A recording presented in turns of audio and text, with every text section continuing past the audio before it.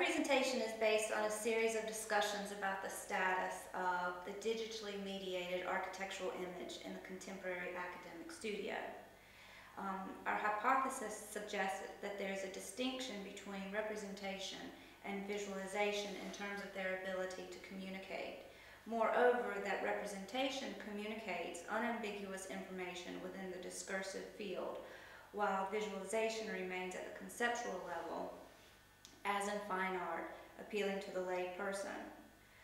For the purpose of this presentation, representation is defined as adhering to accepted systems of signification through standardized architectural graphics. The visualization, then, is anything else and is often a function of the capabilities of a particular CAD application. The scope of our ongoing conversations has been to balance recent theoretical exploration of the topic with a perspective more closely immersed in the physical studio. In essence, to support such theoretical findings and perhaps to uncover further problematic issues. In summary, the project aims to distinguish between representation and visualization, and to provide theoretical support that representation and visualization do not adhere to the same communicative process of the ideal communication theory of signification. Therefore, visualizations may be inferior in their ability to communicate architectural information. Further, current discourse establishes the problematic that students are not aware of any distinction between the two. Recent literature identifies the following conditions. First, that students and educators alike tend to be seduced by final graphic presentations heavily comprised of the visualization. And secondly, due to technocapacity of many CAD applications, students often become fixated or paralyzed in the digital design process. Yes, I think that's true. Some educators, however, endeavour to find a sense of fit between the traditional, or a balance between traditional methods of graphical representation and the new methods of digital visualization. But even so, it's inevitable they become drawn into the same process of discourse that's at work within all this, either through embracing digital visualization, or even in some cases define its existence.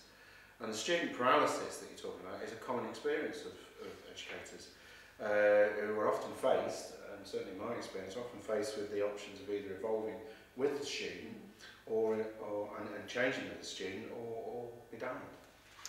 Of course, the graphics, which remain familiar to designers today, have their beginnings in the Renaissance, which marked the distinction between designer and builder. Conventions were created at this time to facilitate a dialogue between the two. Simultaneously, the visualization at that point becomes problematic as perspective is developed and appeals to the broader audience beyond the discipline's discursive community. Contemporarily, consequently, students and educators alike are subject to this seduction of CAD's techno-ability in terms of accessibility, efficiency, and the socio-cultural acceptance and proliferation of the digitally mediated image. Yes, I think foolery is absolutely central to the discourse of representation and visualization, both in contemporary sense and historical. Because obviously perspective, the perspective drawing itself was an act of foolery as well in many ways. And we have to ask ourselves, well, is orthography an accessible language? You know, that is the language of planned section. And of course it isn't. It's only accessible to those that are involved in that techno-discourse. So what's interesting about essentially the difference, I think, that exists between the production of a digital perspective, if you like, and a traditional perspective, is that also the process of drafting is quite a piece of drafting gymnastics. A measure of perspective is a complex thing to achieve on a drawing board, and so behind that there's a clear intention that arguably doesn't exist in the production of a digital perspective. And I think that's the key. Yeah, however, at the same time, it's very important to remember that perspective drawing, traditional perspective drawing, Right. is still a piece of foolery, just as digital visualisations are. And I suppose as well we have to think about why do we even need visualisation when we can extract all the buildable information that we need from plan, section and elevation. I think the issue there is to communicate through this intention, with the intention to communicate, with communication being defined as a systematic process by which meaning is constructed through the interaction with symbols, such as is facilitated by representation. This system of signification is challenged in Baudrillard's argument that information, primarily through the visual, has overtaken communication, thus leaving us often with visualization. And of course, our society, which is a capitalist society, prioritises the visual, and our lives are increasingly framed and formulated by this kind of simulation of reality that is afforded by advanced optics. But it's an abstraction of the real, it's a simulation of the lived. And more importantly, it's evolved to become a commodity, so that there's a kind of fetishization of the image, and the image itself of the object has become the object of desire. And we constantly experience this in architecture because the real becomes a bit of a letdown when it's compared with the promises afforded by the simulation. And we often find that architects are criticised for producing a visualisation that in some way seems to be an exaggeration or a kind of advert or a pretense of what the lived and the real building is, and that somehow the real lived building is somehow less, that it's of less value really, or fails to deliver the promises afforded by the kind of advertising campaign that's produced through the digital. Promise is more valuable. Yes, absolutely, absolutely, this is true. And in the same sense, the traditional perspective acted as an advertising campaign for the design scheme. And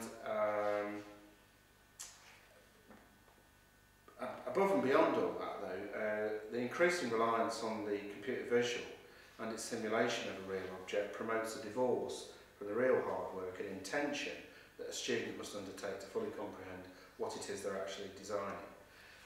With the software, the materials can be stuck on.